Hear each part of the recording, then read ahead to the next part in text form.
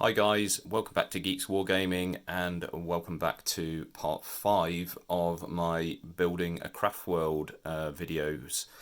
I've just finished this unit. This is my Wraithguard stroke Wraith Blades as shown in the previous video. Link will be above somewhere. This is fully magnetized, so I've spent a lot of time painting up all the individual components so I can use them in any role really. Probably most likely going to use them in the way that you see them at the moment with the axe and the shield. However, the other combinations have some uses as well. So obviously Richard's got a lot of orcs, so I could see those D-scythes and also the swords coming in quite useful against orcs as well. So without further ado, let's bring some of them up to the camera for you to see. So I've put some transfers on the head, and I've used the micro sol and micro set combination to make sure that they adhere to the rounded surface, as I've mentioned in previous videos before. But this is this first guy. So some nice subtle highlighting all around the model. Really happy with how this has come out. I have blasted these through the airbrush with some sort of almost like a satiny type of finish of varnish, just to make them slightly more durable. And as I said, these are all magnetized, so let's have a grab of some of the other weapons just so you can see those in action. So there you go, simple as that. All magnetized in. Perfect. And then with the swords, this is where I find out that I've put the wrong combination of swords together. Let's just pop those on off camera. Yeah, so this is not actually the right sword for this one because it interferes slightly, but you get the idea. They can you know, pose them however you want. This one looks like it's probably for this guy or this guy potentially, so I'll just have to sort of work out the combos some other time. So that's him. He's the first one. Let's put him back to his former glory with the shield. It's snap on. And next,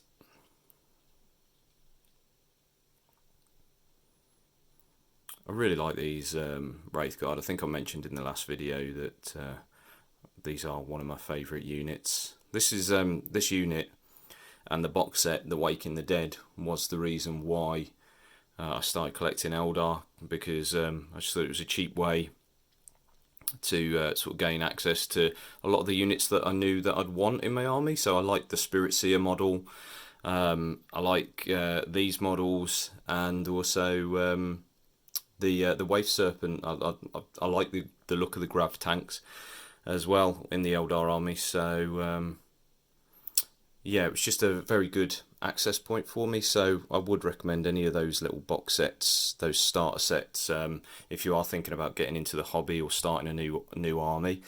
Then they're definitely a good way to do it. So next, I think this is my favourite pose. He looks like he's walking into battle, just striding confidently. He's got his shield down and his axe just by his side. Just slow, menacing walk towards the enemy.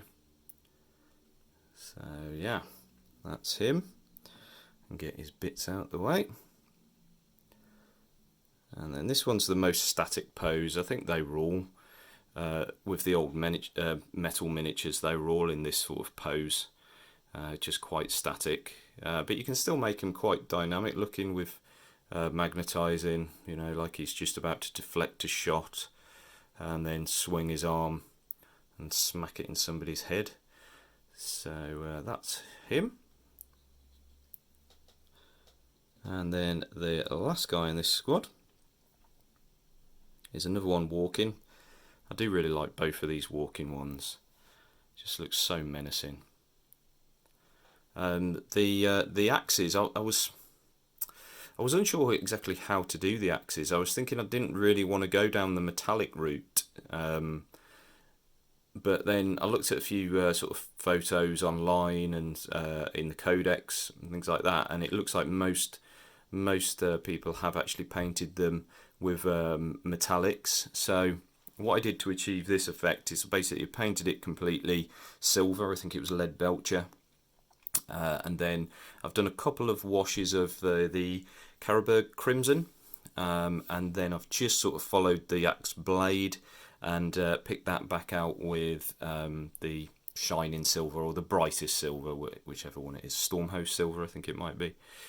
So that's how I got that effect on those axes. I did the same with the swords as well. So the axes were probably a little bit easier to do, but the swords, these were a little bit of a pain. I started by just doing the entire sword in the sort of Caribou Crimson. It didn't look right, so then I did, like I've done with the axes, the blade, and again, didn't quite look right. So what I decided to do is put a couple of coats towards the hand and then make it lighter, and then I'm not sure if you can really see it on the camera if it's coming out, but I've kind of stippled towards the sort of the tip of the blade, so it eventually goes sort of lighter, so it's kind of merging in. But yeah, really quite happy with how they're looking. Putting them side by side with the other squad of Wraithguard, it looks really menacing force. So those of you that have been following along with this build will know that have actually played my first game with this army, not with this unit, hadn't got this finished, but I had my 3 squads of Guardians, my 2 Spirit Seers and 1 squad of Wraithguard against Richard. So again, link up above, I won't spoil it. If you have watched it, you know the outcome, obviously. If you haven't watched it, go and watch it now. It's a good, quick little battle report to go and watch. So the plan is we're going to, every time we sort of add a unit or maybe a couple of units, and you know, when me and Richard can get together, we'll actually start doing more battles with the 2 armies. So this is definitely giving me a little bit more punch and a little bit more durability in the army. But from that battle report that we played recently, it did sort of highlight one of the weaknesses to the force, which is the mobility. It's a fairly static force for an Eldar force. I've got no sort of transport, so I've got no jet bikes or anything like that. So I was sort of considering what I would put into the force next. I was thinking I'd probably go down the line of a Wave Serpent, but I have got 3 of those. So, and I want to kind of batch paint them. I want to paint them all at the same time, get the airbrush out and just blast them. And I didn't really fancy doing that next. So I decided to do something a little bit different. It's a competitive unit. It gives me some mobility. It gives me some punch. I didn't, however, like the Games Workshop models, so I went searching on the internet and I found these. And again, I got a little bit carried away and actually built them.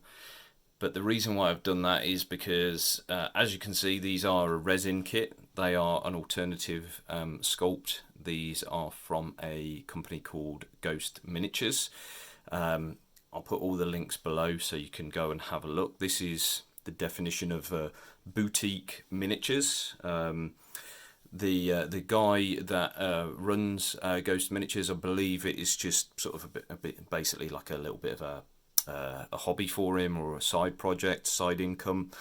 So he basically casts these based on the demand. So you contact him through Facebook, tell him what you want, and then he'll send you an invoice via PayPal. At least that's how we did it.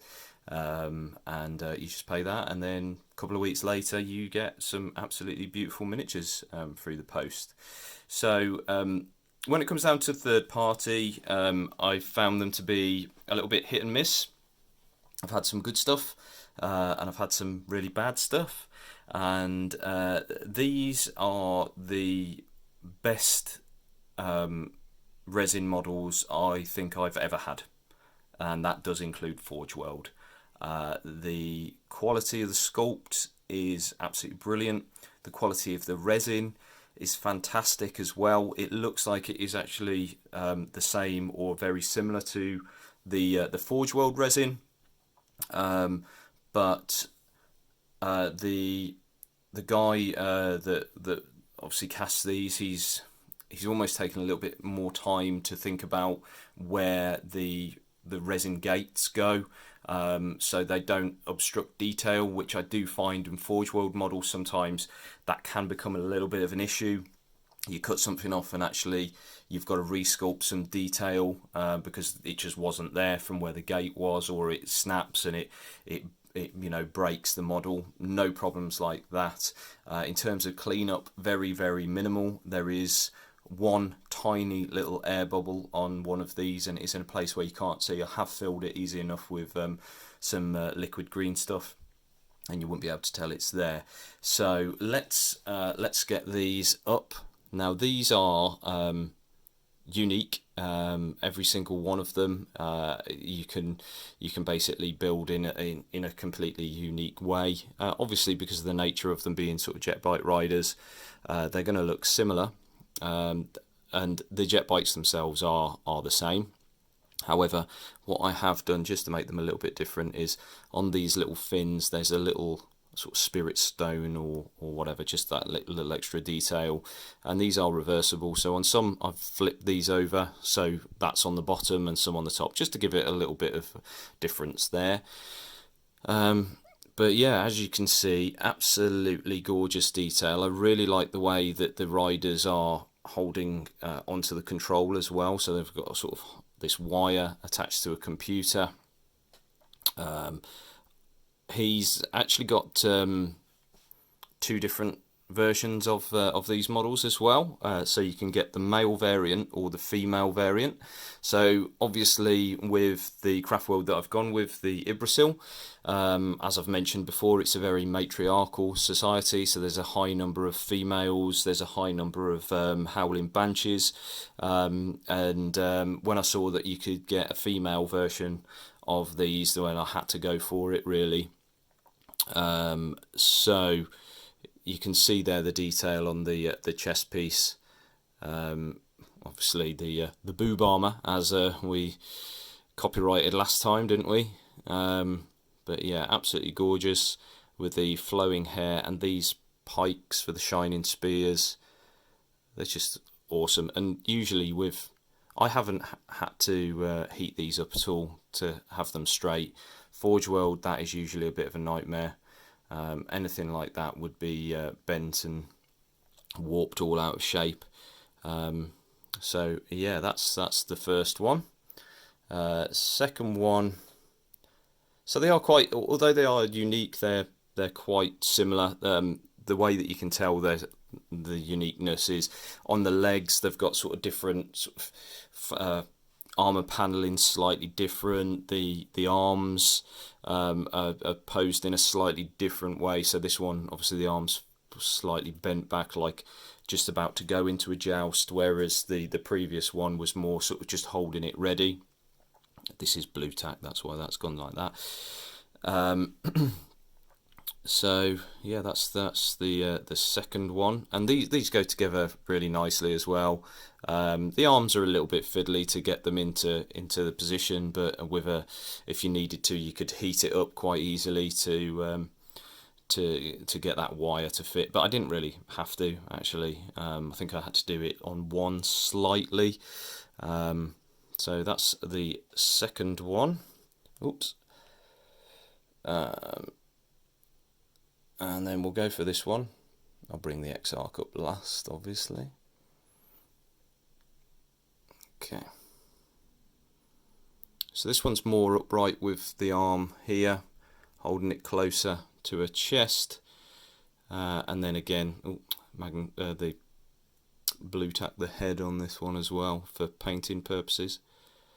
and then again the arm is slightly more slung back, so another unique pose there. And then this one, so this one's probably your most sort of, you know, in between pose. So yeah, with the cable in here, kind of leaning forward as if she's gonna just about start her charge run into combat. But yeah, absolutely beautiful. Really happy with these sculpts. And in terms of the price as well, the prices are I'd say they're cheaper than Forge World. They are quite an expensive product, because this is, you know, this is definitely a premium product that you're getting. So expect to pay similar to Forge World prices, but that does include shipping from Russia. And you're still getting it cheaper than if you were to buy something like this from Forge World. So this is the Exarch. Obviously got the better weapon. It does come with both weapon variants, so if you wanted to keep the standard one, you can do that. The Exarch has a different chest piece as well, so slightly more ornate chest piece, as is the head, and then the hair coming out of the back of the helmet there is longer as well, so gives you a good sort of visual representation of your Exarch on the battlefield as well. I do plan to sort of paint these almost a bit of a mix between the Craftworld colours and also the colours of this Aspect Warrior. So I'm going to have the Exarch's going to be mainly blue on the front, whereas the rest of the squad are going to be sort of the white colour with a flash of blue, whereas this will be blue with a flash of white. And then picking out some of the other details, maybe some of these sort of little ribbons that are attached to the arms, put the Yggdrasil colours in there, and maybe some sort of round the vents, round the bottom of the jet bike there. I might introduce some of the Yggdrasil blues in there as well. So I'm really looking forward to actually painting these. Now, those of you that watch the videos that I do know that I don't actually... I don't mind painting, but I don't really enjoy it. It's not something that I get really excited about. I get excited about completing a painting project that I can show you guys and I can put it on the table and feel proud that I've actually done that. But I never feel like, oh, I want to paint that model because I want to paint that model. Whereas with this squad, I do actually feel like I really want to paint these, even if I wasn't ever going to use them. I know I'm going to use them, but even if I wasn't going to use them, just the layer of detail that I get on these, yeah, really looking forward to painting them. So anyway, I've rambled on long enough. So let me know in the comments below what you think.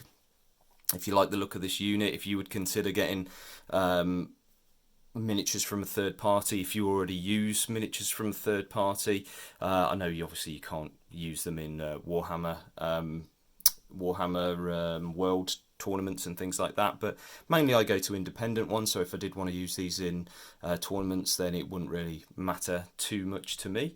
But yeah, let me know your thoughts, guys. Do you like them? Do you use them? Have you got them? Really interested to hear what you think, and also maybe what you think I should add to the force next. Should I go with a wave serpent? Should I go with a different aspect warrior? I'll let you into a little bit of a secret. This isn't the only thing that I bought from Ghost. I bought a couple of things, so definitely go and check them out. Have a guess, see what you think I've bought and what I'll be adding into the force.